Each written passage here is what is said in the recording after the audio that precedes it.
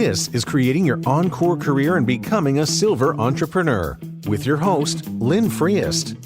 Lynn will share ideas and expert advice from people that are walking in your shoes and living their encore careers, where they want and at the pace they want.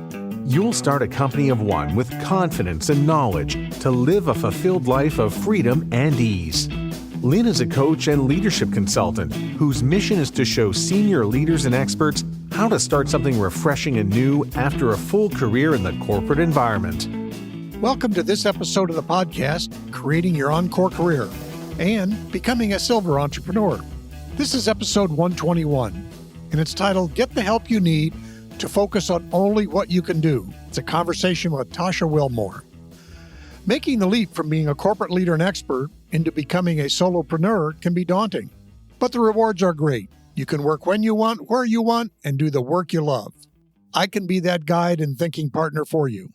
As your coach, I will help you go farther and faster based on what I've learned from being on this journey for several years.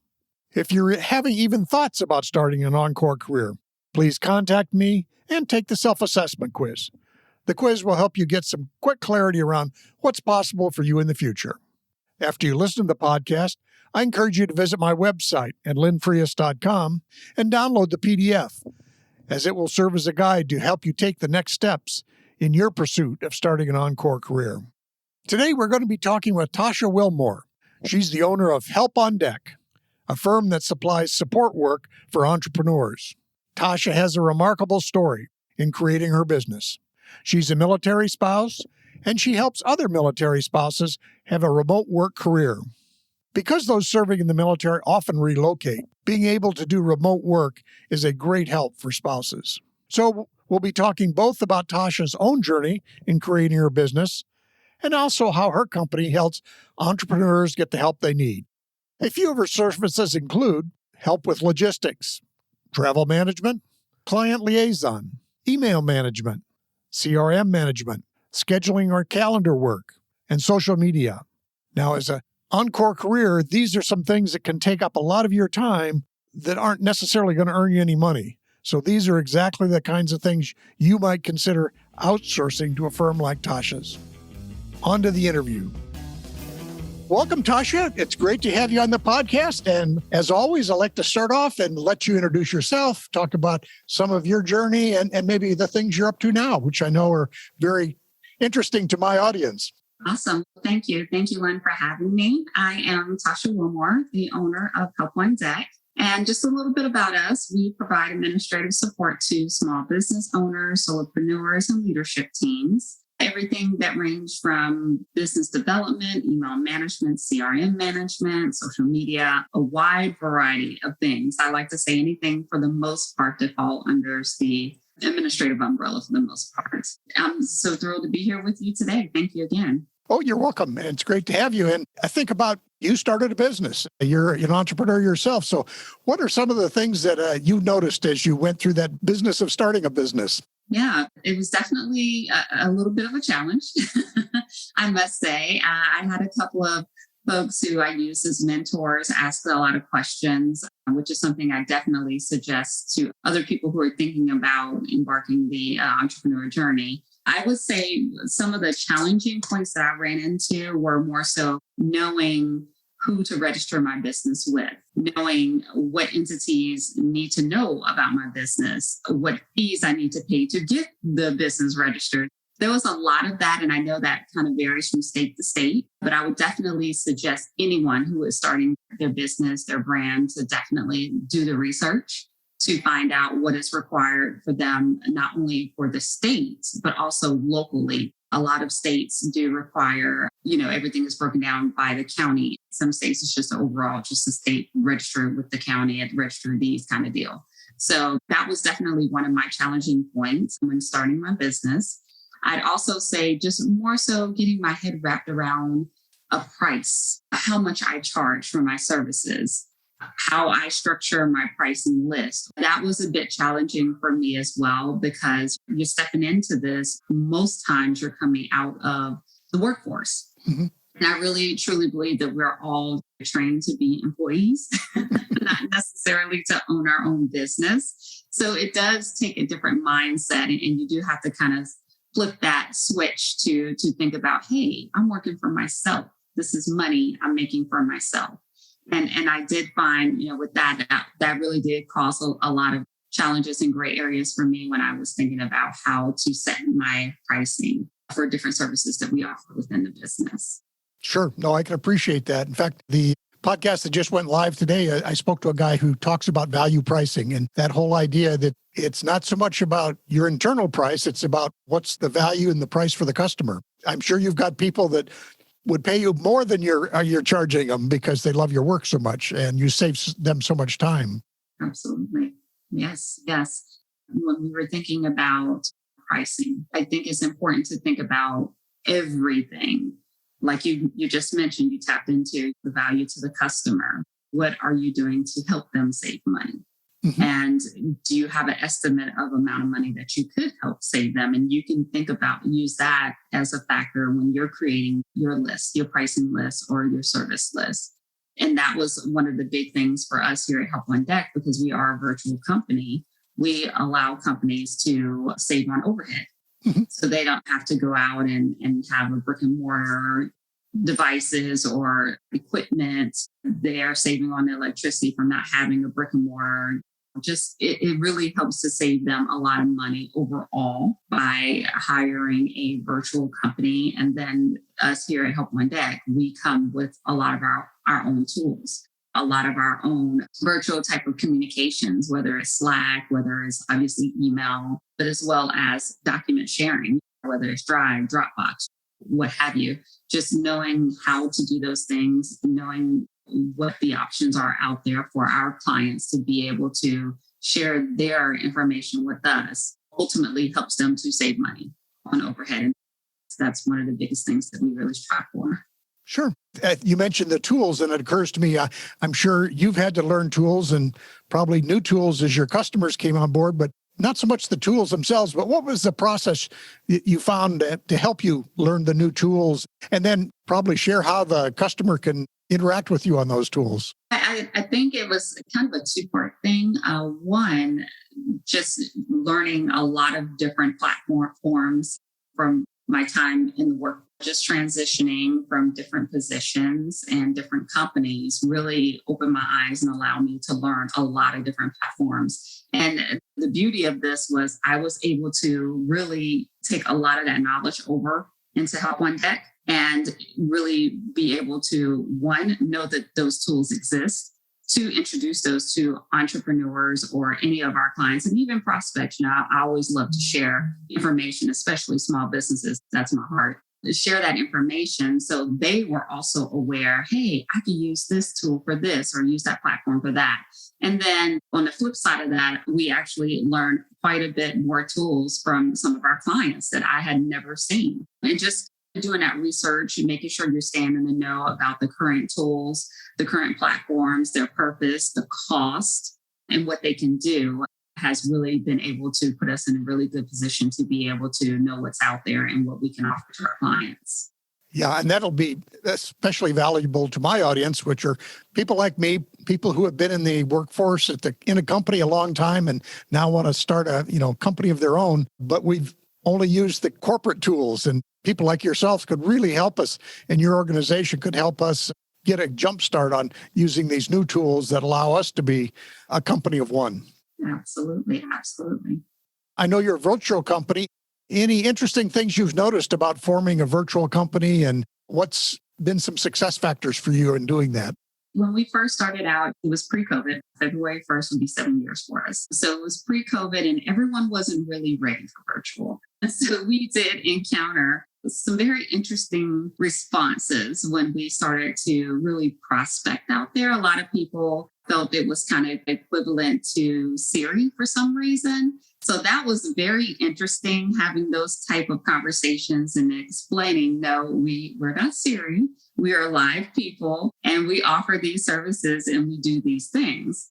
I would say that's probably the most interesting conversation that I had when we first started out, getting the name out, getting our services out. So has been very interesting. And as we transition over, our name is finally out there and people know about us. There are a lot more virtual companies out there. So it's becoming the way of entrepreneurship, the way of life, the way of business. It's really helped us to be more mainstream and not have to really deal with those type of challenges, if that makes sense. Oh, absolutely. Yeah, again, coming from the corporate world and the old school corporate world, I tell people, especially that, as they're entrepreneurial, that you need 25 skill sets, but that doesn't mean you need 25 people sitting in a room next to you. But again, people like myself, we're used to seeing the people we work with across the room.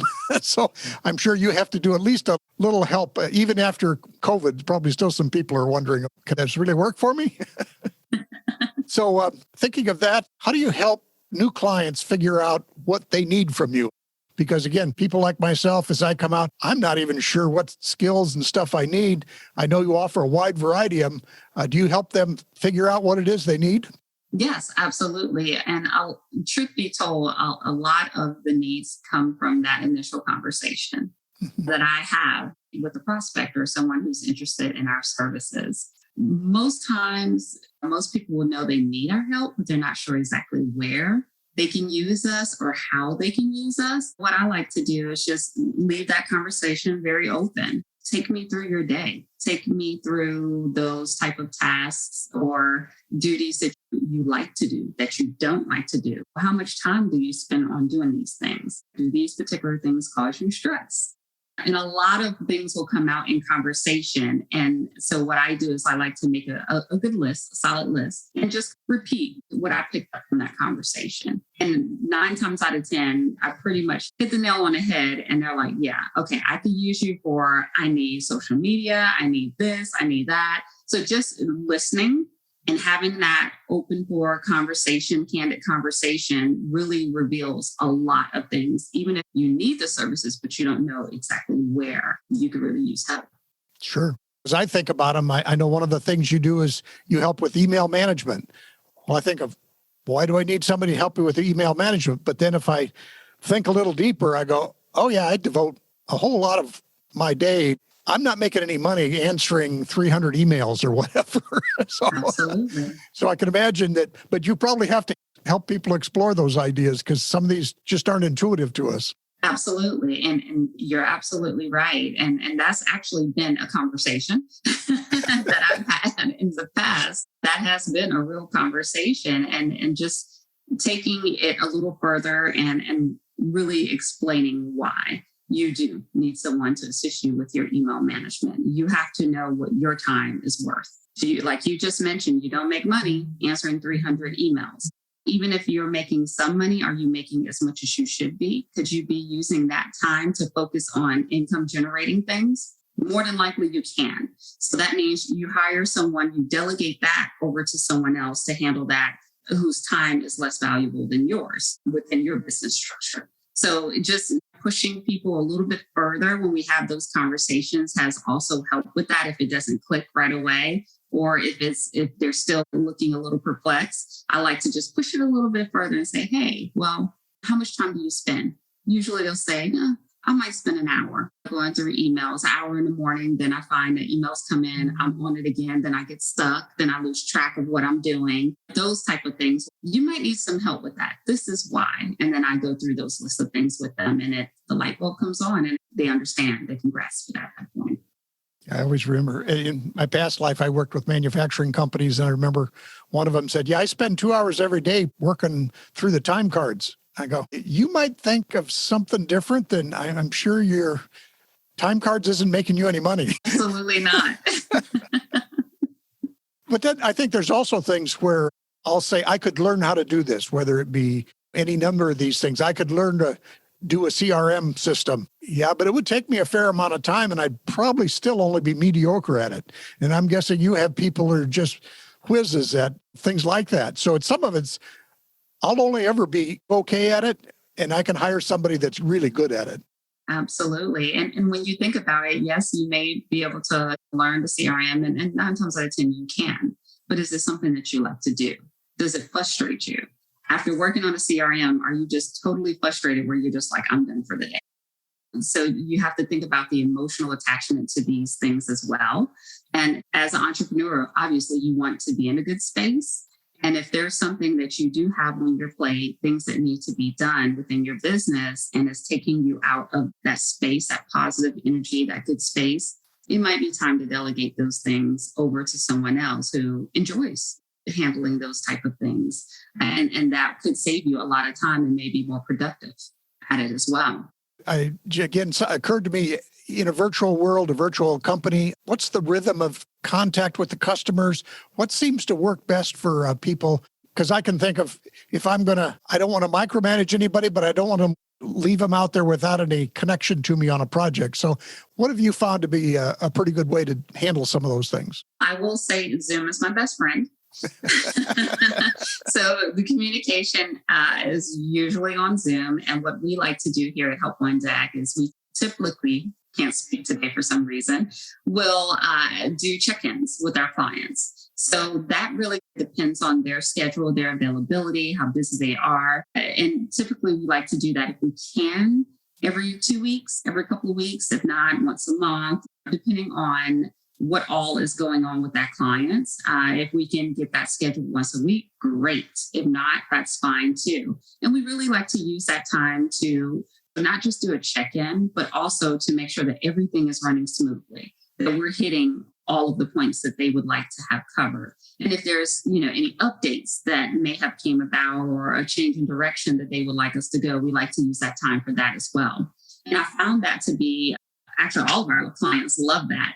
And it also helped them to feel more really connected to us, even though we are virtual, we're more than likely not in the same state, but they really feel more connected to us, and it helps to strengthen that relationship, that working relationship with us and anyone on the team that may be working on their project. So having those check-in calls have been very beneficial on a lot of different levels. And I would definitely suggest that for anyone who has, regardless of what industry you're in, definitely take the time to check in with your clients, of course, at your own frequency, but it's also important to help to build and strengthen that relationship with them as well. Sure, absolutely. Now, I think there's some things you probably handled that they happen every week or every day, but do you also work on things where there's a special project for a client? Maybe they're putting on an event or something, just making stuff up, but the special project is sometimes. Do you also work on things like that? Absolutely, we do. We do take on clients who may have special projects here and there, or have a really big project and they just need help one time, or a short-term project. We do handle those. We definitely love to have long-term projects. And I will say that 9 times out of 10, if we're working on a short-term project, we probably end up working on their project a lot longer because there's something else that has come about. Oh, I could use you guys for this, or I could use you for that. So it really uncovers a lot of other things that are out there. But at Help One Deck, we're definitely open to any short-term projects that may come our way. Yeah. And again, I think that's a mindset shift that people like myself, my audience, they have to make, saying, yeah, there's folks that can help in a wide variety of ways, whether it be short-term or the everyday stuff. And you don't have to worry and think about this all by yourself. Absolutely. Absolutely. You have someone, and I like to say, in the trenches with you, right? You have someone right there with you, going through those, taking those steps with you and going through those different phases with you. Well, I also wonder, have you got 3 or 4 items or maybe more that your ideal client, when they come to you, they're already prepared with some things? What is it you find or have noticed when you first met up or worked with an ideal client? I'd probably say I don't necessarily have 3 or 4 things that I would like for them to come prepared with. However, I do prefer someone who is very transparent, understand the importance of communication, because this will not work without communication. And we've kind of tapped into that with the check-ins and being virtual. So communication is a strong, strong piece of this puzzle. And to make everything gel, you have to have that communication. So if someone coming to us who's thinking about using Help One Deck is very transparent, and that means if there's something that you like that we're doing, tell us. If there's something that you don't like, tell us. We're always open to tweak and make sure we're really getting everything done the way that you prefer for it to get done. However, if we see that there are other platforms or there's other ways, or just a different way that we can go about completing whatever the task that's handed to us or delegated to us that's going to save them time and money. Part of our job is to make sure that we inform you of that and to make sure that we're able to open up and keep the window or door open for them to be able to save money, even though they are our client. That's always a goal for us. We keep that in mind, in the forefront of our minds. So I would definitely say being transparent and understanding communication is key. Those are the two top characteristics, things I look for when we're having those initial conversations. Great. Thank you. One of the things that I'll say I've been bad at, and this is really doubly bad because in my corporate life, I was a process maker. I did processes, but I will say that I've gotten into business for myself and I'm not as good at just defining my processes. But again, and I'm sure that would make your life more difficult if I don't have a defined process. But do you help clients kind of sort that out too? We do. So what I found was a lot of the times when people come on board, we onboarding new clients, they may have a process in place of sorts, things that they follow, but not necessarily things that if they delegated that task off that particular person they delegated to could follow. Mm-hmm. So just helping them piece that together has been one of our strengths, and a way that we can also assist business owners is helping them to create that process. If they come totally blank, no process at all, then we create the process as we go, or brainstorm it. Okay, we can do this and this, and then we tweak it along the way. And that way the client has that process that they could take with them, even if they choose to no longer do services with Help on Deck. But now they have a process in place. And that's been beneficial to a lot of people, not only our client, but it's also been beneficial to us here at Help on Deck as well, because it really allows us to enhance our customer experience. It also allows us to really educate ourselves even more on a lot of different innuendos that come into different businesses, depending on what your industry is. Because you're working on so many different platforms and so many different industries, you never really stop learning, truth be told. You just never really stop learning. But to be able to really tap into that, create these processes, and then learn how to work them and tweak them along the way has been really beneficial across the board. Sure, absolutely. Yeah, and I guess be generous to people like myself coming from the corporate world. We probably knew processes in our specialty, but we didn't know marketing process. We didn't know customer contact process. So some of it, to be honest, even if we knew them within our particular expertise. But what would you say, is there a threshold where people really need to come to you, or are people coming to you too late in the game and you have to help them catch back up? When should they start contacting you? Truth be told, I like to say, even, if you're just starting out a new business, reach out to us, because there are things, for example, we have our resource toolkit. And what that does is that actually is a vault of how-to videos ranging from anything from customer service to organization to customer enhancement, just those easy, inexpensive tools that are helpful for anyone, regardless if they're starting their business, their seasons, whatever the case may be, that are really commonly overlooked, and everything is in one place. That's the beauty of it. So you're not having to go and search here and there for different tools or different resources to be more effective and more productive.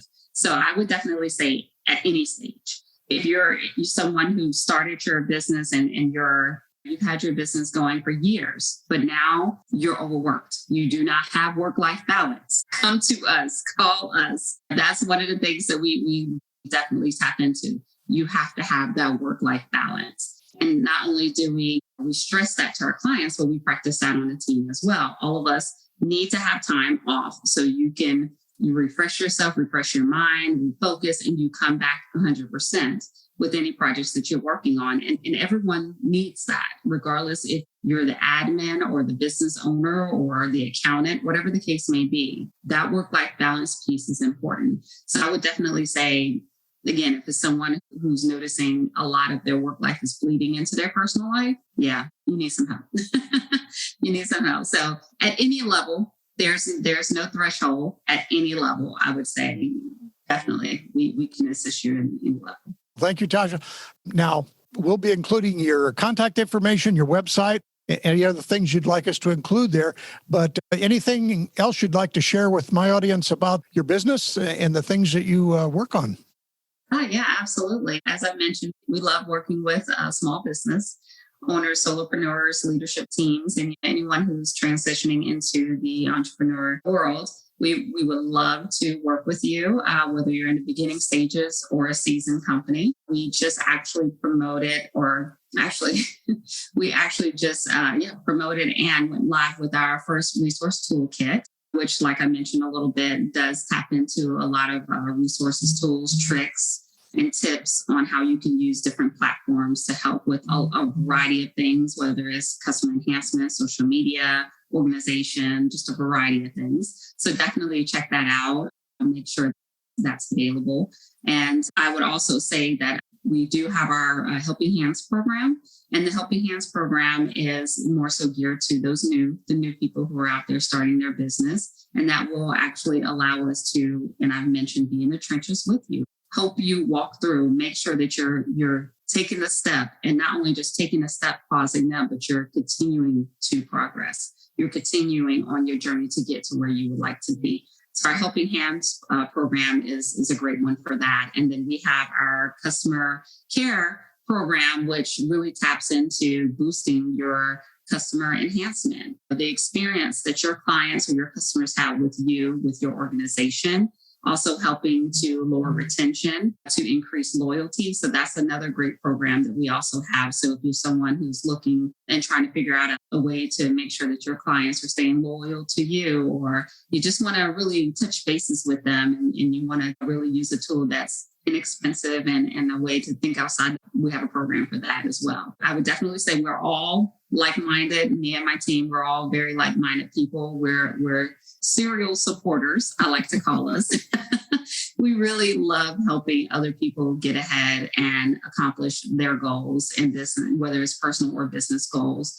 So we're definitely a great team. We are a team of, actually, I'm the veteran, so minority and veteran-owned business. So we definitely take integrity highly, security highly, confidentiality very high. So just know that that's what you're going to get if you're dealing with Help One Back. Great. Tasha, thank you so much. This has been a wonderful conversation, and I've learned a lot myself, and I appreciate what you've shared with me and the audience. So again, many thanks, and have a great week. Thank you. You as well, Lynn. Thank you for having me.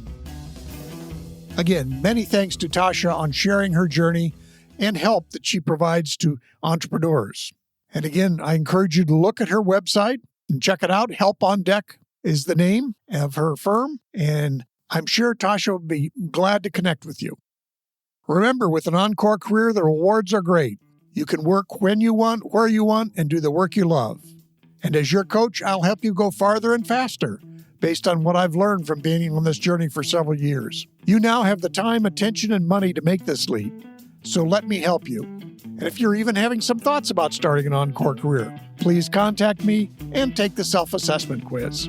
And after you listen to the podcast, again, I encourage you to visit my website at linfrias.com, download the PDF, which will serve as a guide as you take the next steps in your pursuit of an Encore Career. Thanks for listening, and we'll see you next time.